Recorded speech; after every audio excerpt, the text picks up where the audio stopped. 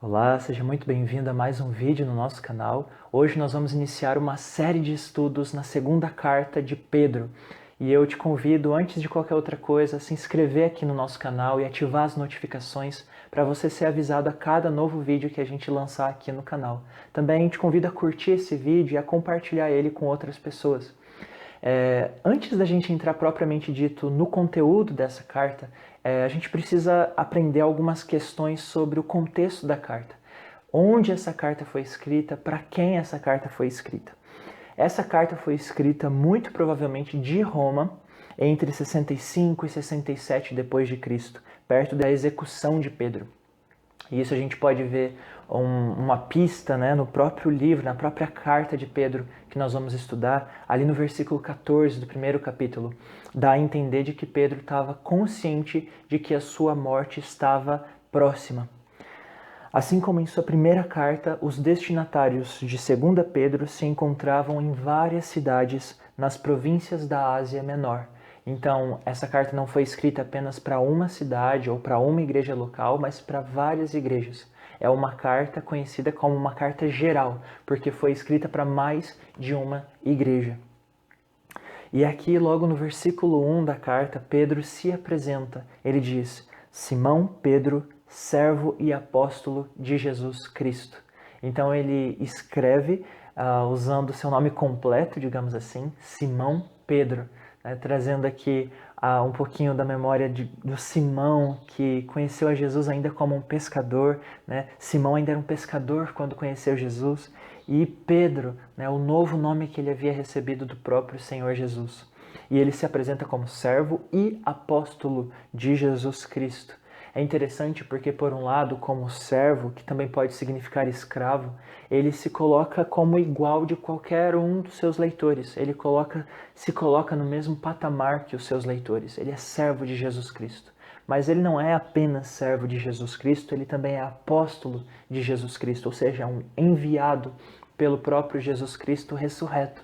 Então, ele tem aqui, nesse título de apóstolo, uma autoridade de ensino e de repreensão que são exclusivas dos apóstolos. Então, ele se coloca como igual, sendo servo e escravo de Jesus, mas também apresenta sua autoridade exclusiva como alguém que é porta-voz dos ensinos de Jesus Cristo, aquele que seria capaz de ensinar e exortar na autoridade de Jesus Cristo. E ele escreve àqueles que, mediante a justiça de nosso Deus e Salvador Jesus Cristo, receberam conosco uma fé igualmente valiosa. Ele diz: aqueles que, mediante a justiça de nosso Deus e Salvador Jesus Cristo, essa justiça se refere à equidade de Deus, à equidade de Cristo, no sentido de que ele faz as coisas de maneira justa, de maneira reta, sem distinção. E ele se refere especificamente à distribuição de fé que ele diz. Receberam conosco uma fé igualmente valiosa. Então Jesus distribuiu de maneira justa uma fé que é igualmente valiosa, tanto para os apóstolos quanto para os outros cristãos. Não havia uma diferença, uma distinção de grau entre a fé dos apóstolos e a fé dos outros cristãos, dos cristãos em geral. Ele diz: vocês receberam uma fé igualmente valiosa à nossa fé. E aqui a gente começa a perceber uma das principais intenções que Pedro tinha em sua carta. É muito provável que já nessa época falsos mestres estivessem ensinando às igrejas da província da Ásia doutrinas distorcidas. Esses falsos mestres diziam ser cristãos, mas na verdade de cristãos eles não tinham nada. Eles fingiam que eram servos de Cristo Jesus, mas ensinavam um evangelho de ponta cabeça, um evangelho todo distorcido. Entre os seus maiores erros, Pedro destaca alguns para que ele venha fazer uma apologética, digamos assim, contra esses principais erros que os falsos mestres estavam difundindo, estavam espalhando entre as igrejas da província da Ásia. E talvez um dos principais erros era justamente dizer que havia graus de fé, no sentido de pessoas que tinham uma fé maior, uma proximidade maior de Deus, e outros que tinham um acesso menor, que tinham uma fé de segunda categoria. E aqui Pedro diz, olha, eu sou um apóstolo de Cristo Jesus, mas vocês têm uma fé igualmente valiosa, igualmente a minha fé, igual a fé de qualquer outro apóstolo. A fé de vocês é tão valiosa quanto a fé dos apóstolos, porque a fé não se torna valiosa por aquele que tem a fé, mas sim por aquele que dá a fé. Então a nossa fé é valiosa porque Deus nos deu essa fé. Então é preciosa porque ela vem de Deus. E ele continua dizendo no versículo 2, ainda em sua saudação, graça e paz lhe sejam multiplicadas. Essa saudação é até razoavelmente comum, assim como as saudações de Paulo, graça e paz lhe sejam multiplicadas pelo pleno conhecimento de Deus e de Jesus, o nosso Senhor. A graça e a paz são multiplicadas, ou seja, elas se agigantam na vida de uma pessoa por meio do pleno conhecimento de Deus e de Jesus, o nosso Senhor. E pleno conhecimento talvez se refira simplesmente, no contexto da carta de Pedro, à intimidade com Deus. A você ter um conhecimento de Deus, não apenas intelectual, mas um conhecimento de familiaridade, um conhecimento onde você sente e experimenta um relacionamento com esse a quem você conhece. Então, seria um conhecimento de familiaridade, de intimidade. E é através dessa intimidade e familiaridade com Deus é que a graça e a paz são multiplicadas na nossa vida. É a intimidade com Deus que nos dá graça, que nos dá paz. E é que, a partir do versículo 3, Pedro traz à noção dos seus leitores um privilégio. Ele traz à mente o privilégio que nós temos por sermos um com Cristo Jesus. Ele destaca aqui nesses versículos, a partir do versículo 3, a ideia da nova posição que temos em Cristo. E isso eu já adianto para que ali mais adiante em sua carta, ali mais adiante no capítulo 1, ele explicite os mandamentos, os imperativos que Jesus tem para a vida do cristão. Então, ele começa deixando bem claro qual é a nossa posição, para depois deixar bem claro o que Cristo espera que nós façamos a partir desta posição, desta nova posição em Cristo Jesus. Então ele começa declarando a nossa nova identidade, dizendo assim, no versículo 3. Seu divino poder nos deu tudo o que necessitamos para a vida e para a piedade. Então ele diz de modo bem claro, Jesus nos deu tudo por meio do seu divino poder, aquilo que nós precisamos para a vida e para a piedade. Então você precisa de poder para vencer o pecado? Ok, ele já te deu isso. Você precisa de sabedoria, de discernimento espiritual? Ok, ele já te deu isso. Tudo o que você precisa para viver uma vida de santidade e obediência já está aí, já está dado. Todas as condições para viver uma vida de santidade já estão dadas. Ele já entregou tudo através do seu divino poder para que nós pudéssemos viver uma vida de piedade, uma vida de santidade, por meio do pleno conhecimento daquele que nos chamou para a sua própria glória e virtude. E esse trecho é bem interessante porque ele nos dá todas as coisas por meio do seu divino poder, mas essas coisas são nos dadas, elas chegam a nós, digamos assim, por meio do pleno conhecimento daquele que nos chamou, ou seja, quem nos chamou? Jesus. Então, quanto mais nós temos intimidade, pleno conhecimento de Jesus, mais nós podemos experimentar dessa realidade do seu divino poder. Eu me arrisco a dizer que, na verdade, uma vez que você nasceu de novo, você já tem esse pleno conhecimento de Jesus Cristo.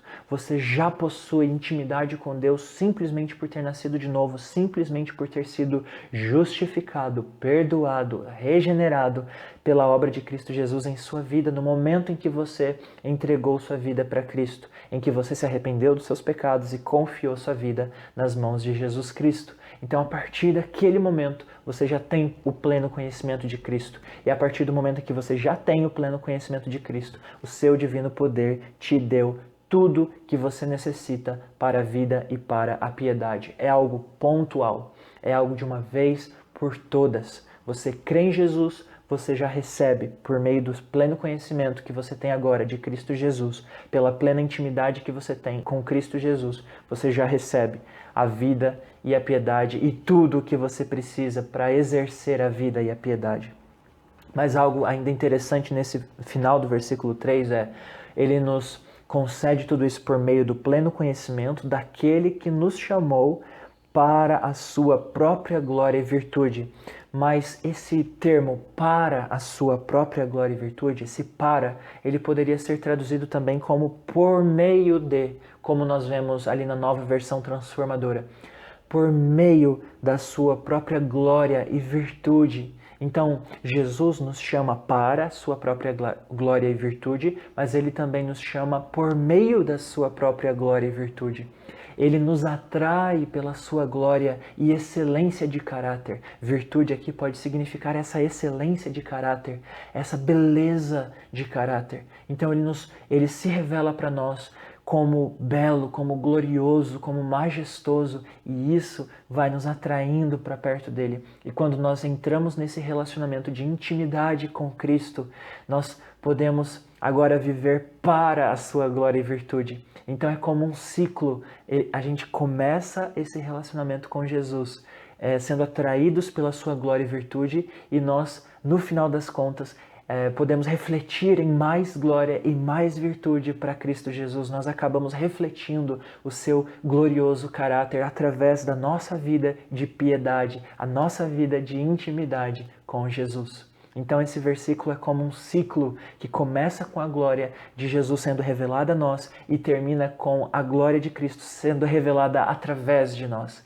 E isso é belíssimo. Nós podemos dizer que a maior tese de Pedro aqui em sua carta já está explícita nesse versículo.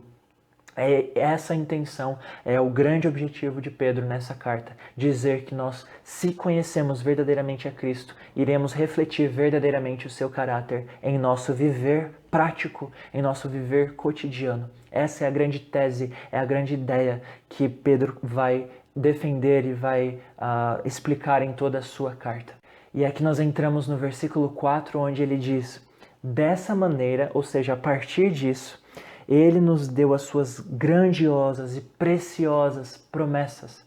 Então, Jesus nos deu preciosas e grandiosas promessas, e elas podem se referir especificamente às promessas da volta de Cristo, do retorno em glória que Jesus haverá de fazer, ele haverá de voltar em glória, para que, por meio dessas promessas, por elas, vocês se tornassem participantes da natureza divina e fugissem da corrupção que há no mundo causada pela cobiça. Então, aqui tem muita coisa nesse versículo 4. O que ele quer dizer é: olha, vocês estão vivendo em uma sociedade, vivendo em um mundo que é corrompido. Há uma corrupção no mundo que está cada vez mais corroendo a realidade desse mundo, que é essa corrupção toda causada pela cobiça. A cobiça seria o cerne, o ponto central do pecado. O pecado é essa cobiça que deseja tudo que é fora de Deus, tudo que Deus não dá, tudo que Deus não oferece, tudo aquilo que não presta. Então a cobiça deseja tudo aquilo que é fora de Deus, e por desejar aquilo que é fora de Deus, ela vai se corrompendo e corrompendo tudo ao seu redor. Então isso que Pedro diz nós estamos vivendo em um mundo que é corrompido pela cobiça, que é corrupto, e nós temos que fugir dessa corrupção do mundo. Nós temos que viver de uma forma diferente dessa corrupção cobiçosa que há no mundo. E como que nós vamos viver de maneira diferente, fugindo da corrupção que há no mundo? Ele diz: pelas promessas preciosas e grandiosas que Cristo nos faz. Ele promete algo que é eterno, ele promete uma realidade diferente, muito superior a essa que nós vemos agora. Ele afirmou que ele voltará, ele virá para reinar. E então, no seu reino glorioso, no seu reino infinito e majestoso, aí sim nós teremos algo que é incomparável com aquilo que nós temos agora. Então ele nos dá preciosas promessas para que o nosso coração se prenda não ao aqui e agora, mas ao que virá, quando Cristo vir, quando Cristo retornar.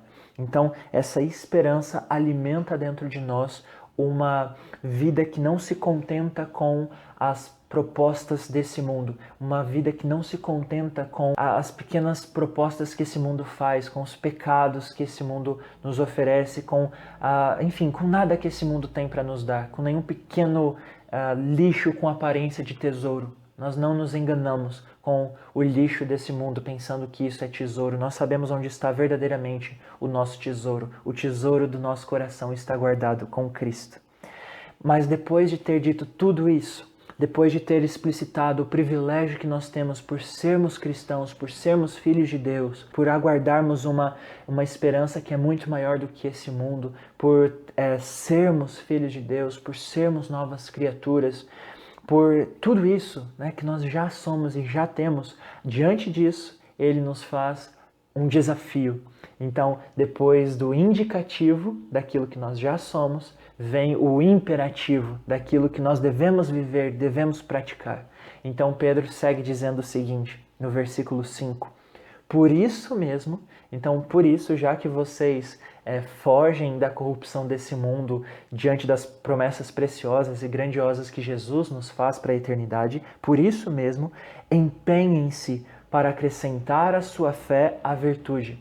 Então aqui, esses versículos de 5 a 7, nós vemos como uma corrente, com vários elos nessa corrente, ou como uma escada, com vários degraus nessa escada. Então o que nós enxergamos aqui é a ideia de que nós, ao confiarmos em Cristo e entrarmos nessa nova posição, ao ganharmos essa nova identidade em Cristo Jesus, não está pronto, não está acabado. A nossa vida com Cristo não acaba aí, no momento em que nós recebemos uma nova identidade e posição em Cristo.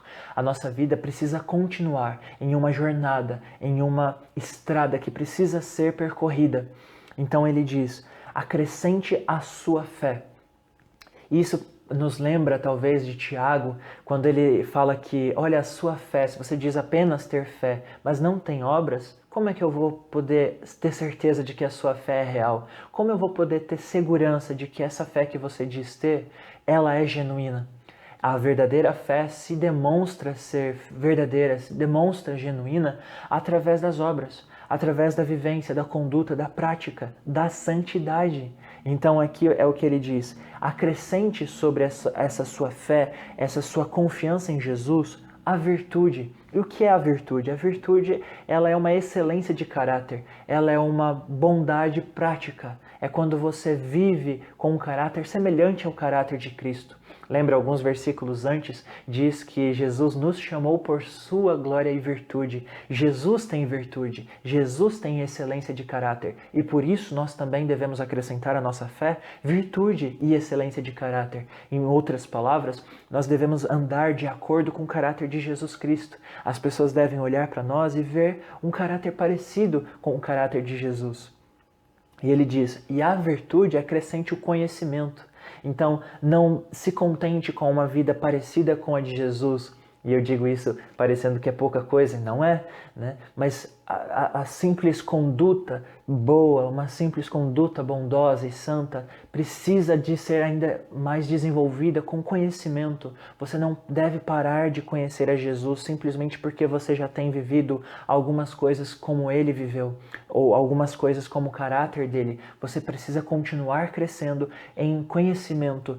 Quem é Jesus? Busque na palavra quem Deus é, continue crescendo em conhecimento e intimidade, familiaridade com esse Jesus, com esse Deus a quem você serve. E ao conhecimento, some aí, acrescente ao conhecimento o domínio próprio. O domínio próprio seria um autocontrole diante de paixões, diante de tentações. Então, o domínio próprio seria um lado da moeda, e ao domínio próprio acrescente a perseverança, e a perseverança seria o outro lado da moeda, que é algo mais voltado às provações, a dificuldades da vida. Então, domínio próprio seria algo referente a você rejeitar as tentações, e a perseverança seria de você permanecer forte, permanecer caminhando confiante diante de provações e dificuldades da vida. Então, esse seu crescimento e esse seu andar com um caráter parecido com o caráter de Cristo, não para diante das tentações, não para diante das provações. Você vai se dominar a si mesmo no poder do Espírito e você vai continuar caminhando perseverante diante das dificuldades. Você não vai esmorecer, você não vai se entregar. E a perseverança acrescente a piedade, que seria não apenas dó. Hoje em dia nós usamos a palavra piedade de tipo, eu tenho muita piedade das pessoas. Não, não é no sentido de dó, de compaixão. É no sentido de reverência, no sentido de adoração, de temor ao Senhor. Então acrescente esse senso de reverência a Deus à sua perseverança e ao seu domínio próprio.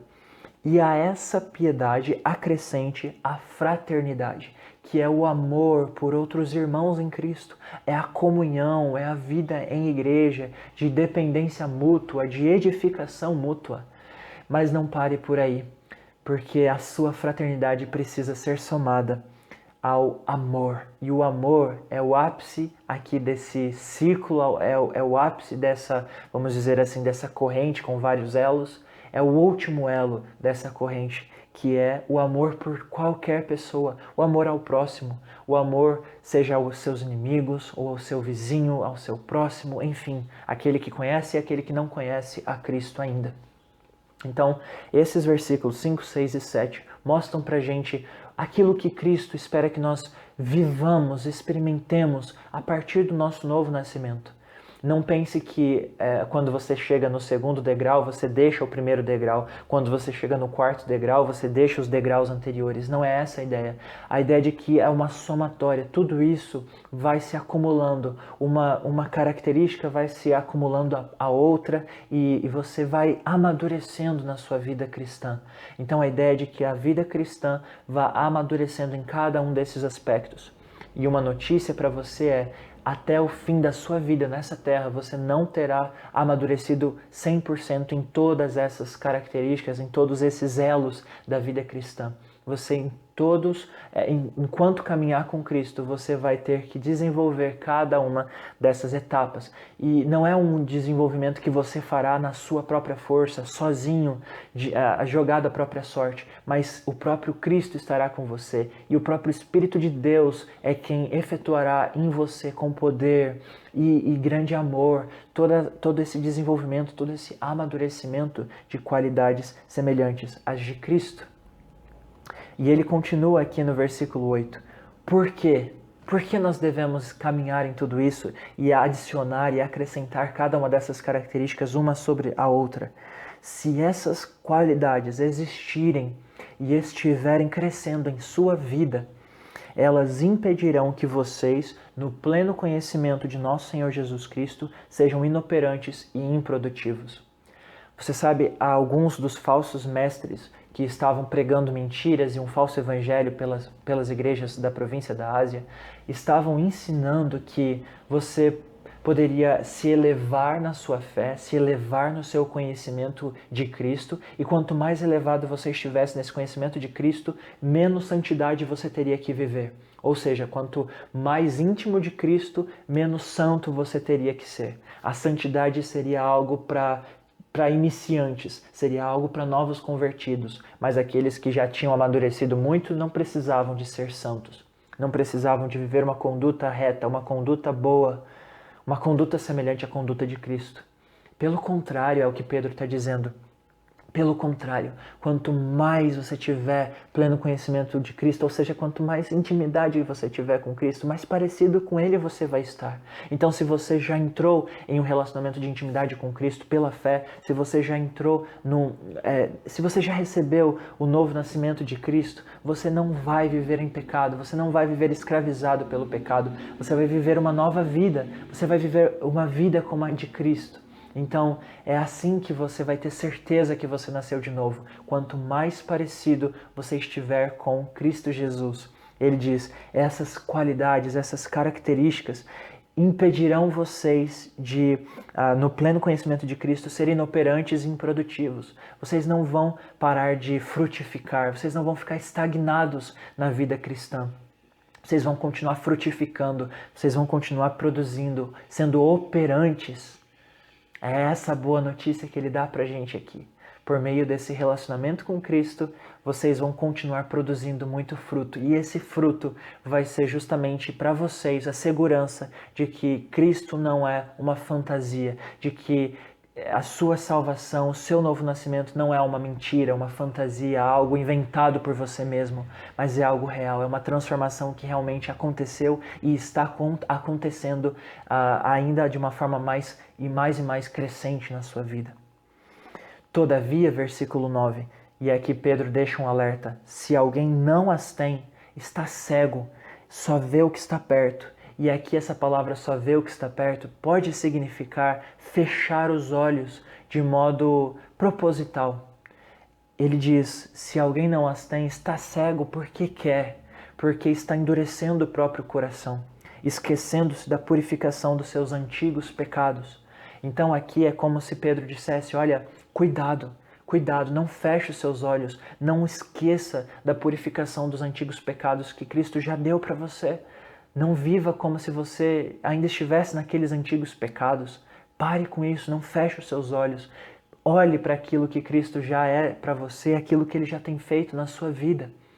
Portanto, irmãos, ele diz no versículo 10, empenhem-se ainda mais para consolidar o chamado e a eleição de vocês. Consolide com certeza, com segurança, com convicção o chamado e a eleição de vocês. O chamado e a eleição de vocês é obviamente feito por Deus. É Deus quem nos chama, é Cristo quem nos elege, é Cristo quem nos chama, é Cristo quem dá essa preciosa vocação a cada um de nós. Não somos nós que fazemos o chamado ou a eleição, obviamente que não, mas nós podemos nos empenhar para consolidar essa vocação, esse chamado, essa eleição. Nós podemos, através da vida parecida com a vida de Cristo, ter certeza de que Cristo está atuando em nós. Termos certeza de que Ele nos chamou para uma vida de pleno conhecimento, uma vida de intimidade com Ele. Pois, se agirem dessa forma, jamais tropeçarão. E esse tropeço aqui, dito por Pedro, não é um tropeço no sentido de um pecado. Obviamente, nós não seremos perfeitos, nós acabaremos pecando uma vez ou outra na caminhada com Cristo. O que ele diz aqui como tropeço é no sentido de tropeçar e ficar caído pelo chão. É de alguém que cai no pecado e permanece no pecado. Ele diz: de forma alguma, se vocês se empenharem na prática dessas coisas, se vocês se empenharem no crescimento dessas qualidades, vocês não vão tropeçar, vocês jamais tropeçarão no sentido de apostatar da fé, no sentido de viver entregue ao pecado, como aqueles falsos mestres estavam fazendo.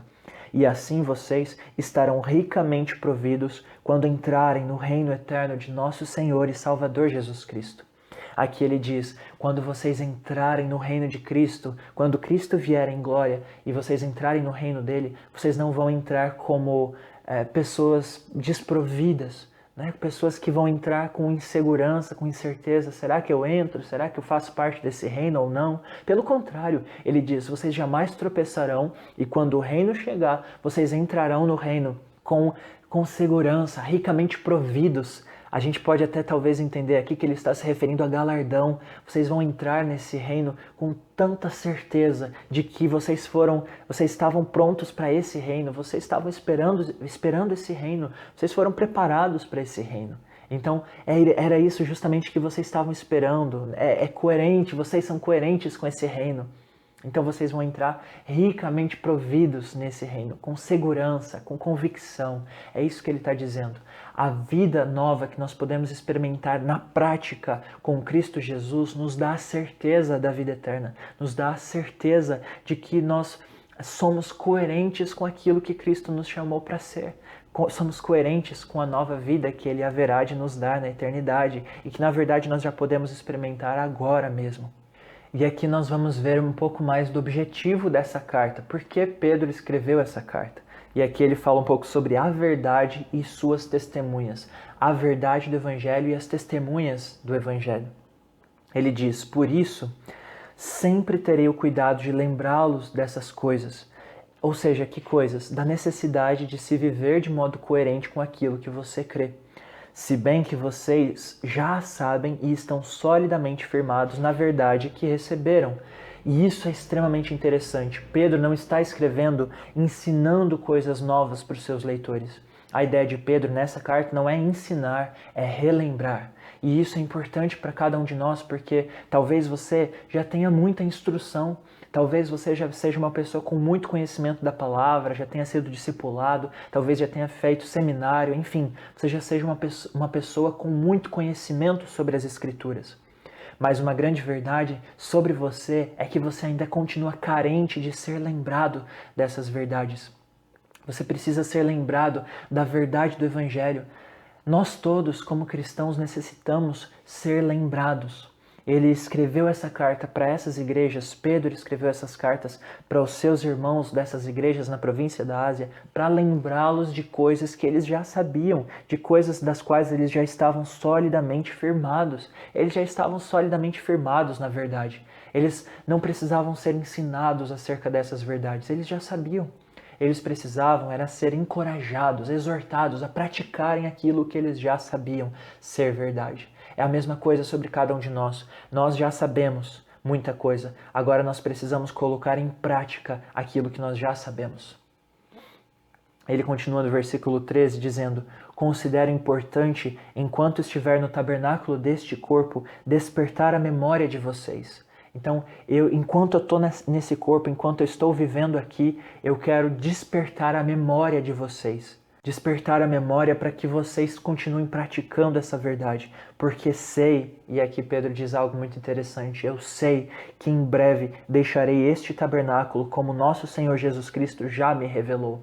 Se você olhar lá no Evangelho de João, capítulo 21, versículo 18 e 19, você vai ter mais detalhes sobre isso. É um momento em que Jesus profetiza como seria a morte de Pedro, de que ele morreria uma morte que glorificaria o Senhor Jesus. Ou seja, ele seria martirizado, mas de modo fiel, de modo que glorificaria a Jesus Cristo.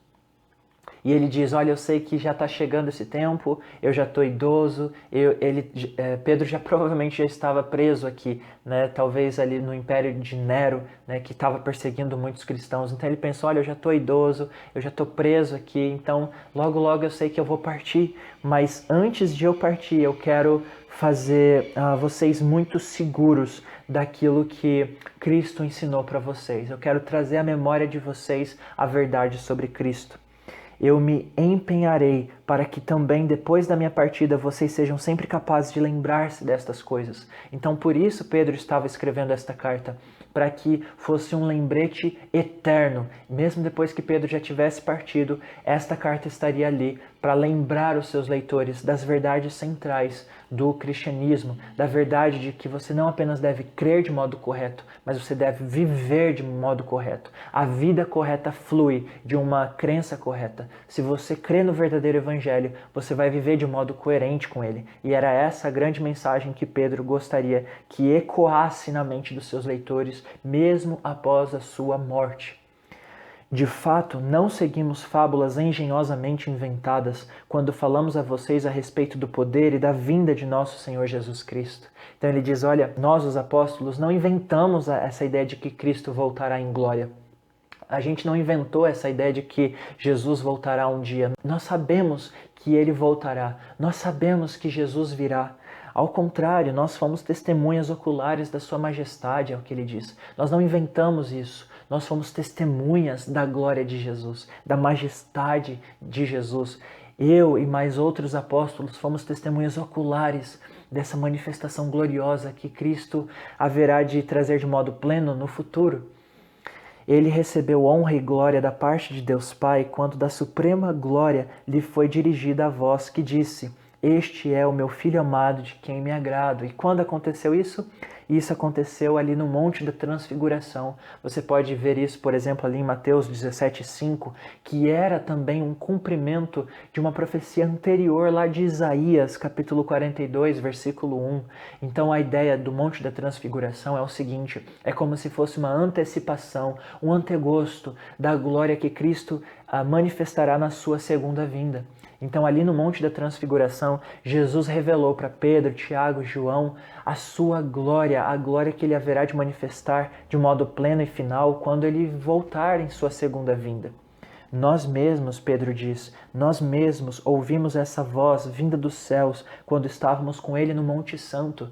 Então nós temos certeza de que ele voltará em glória. Nós não inventamos isso como uma fábula, como uma historinha para enganar vocês. Pelo contrário, nós vimos isso acontecendo de uma maneira muito embrionária, mas nós haveremos de ver isso acontecendo de maneira final, de maneira cabal, na segunda vinda de Cristo. Versículo 19.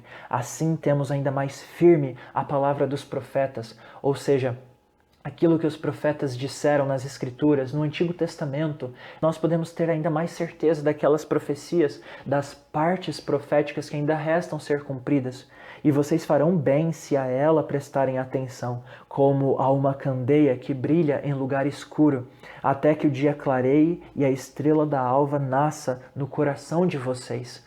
Então o que ele está dizendo? Se apegue à Escritura, a toda a Escritura, ao Antigo Testamento e ao Novo Testamento, porque toda a Escritura ela é fiel, ela é confiável, porque muito daquilo que foi profetizado no passado já aconteceu na primeira vinda de Cristo. Então nós podemos confiar de que aquilo que resta ser cumprido acontecerá também de maneira fiel na sua segunda vinda.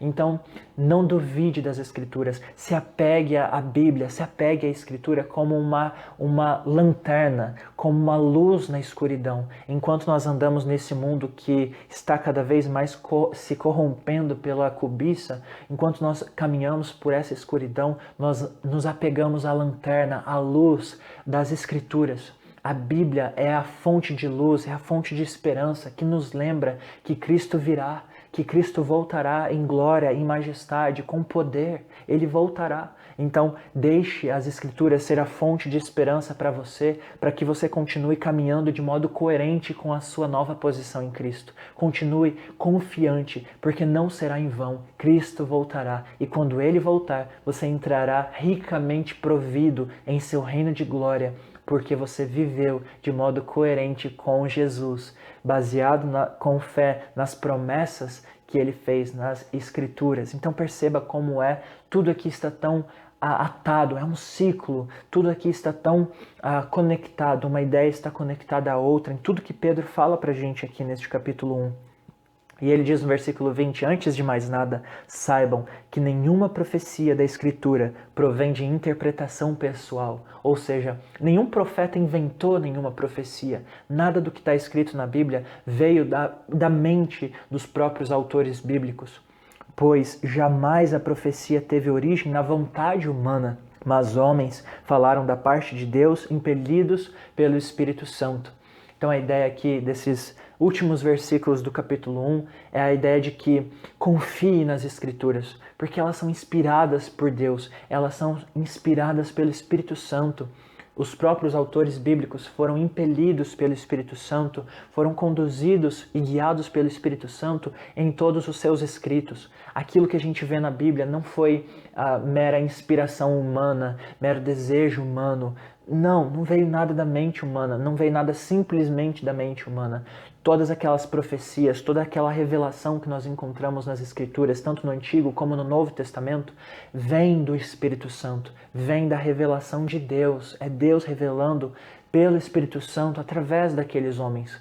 Então, esses dois versículos são talvez dois dos versículos mais claros da Bíblia toda sobre a própria Bíblia, sobre a natureza inspirada e confiável da própria Escritura.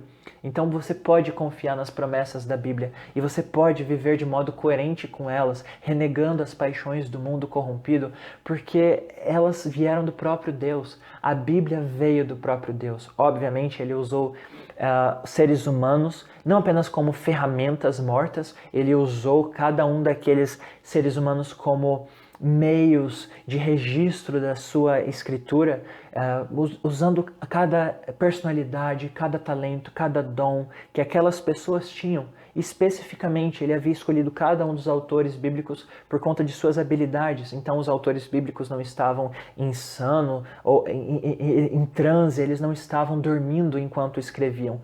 O Espírito Santo guiou cada um desses autores para que eles registrassem de modo específico tudo aquilo que ele mesmo gostaria de revelar a nós. Então, você pode confiar nas Escrituras Sagradas.